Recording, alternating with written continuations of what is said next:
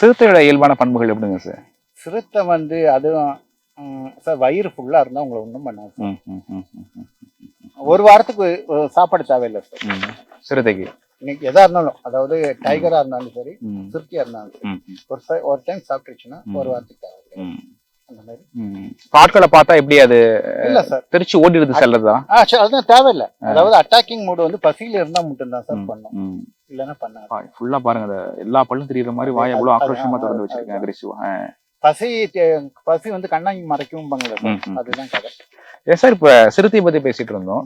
சிறுத்தை இது மாதிரி பெரும்பாலும் இது மாதிரி அன்னைக்கு கூட இது மாதிரி விக்ரவாண்டியில இது மாதிரி வரும்போது இது மாதிரி ஏதோ ஒரு வாகனங்கள் அடிச்சு இறந்து போச்சு போல.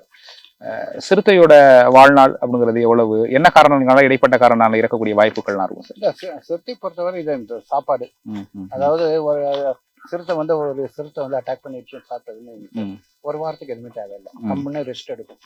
இப்ப நீங்க காட்டுக்குள்ள எல்லாம் போகும்போது பாத்தீங்கன்னா உங்களை அப்படி முறைச்சு பார்த்துட்டு போயிட்டே இருக்கும். உங்களை எதுவுமே பண்ண. உங்கள் தங்க நகையை அதிக விலைக்கு விற்கவும் மற்றும் அழகில் இருக்கும் தங்க நகையை மீட்டெடுத்து அதிக விலைக்கு விற்கவும் உடனே அணுகவும்.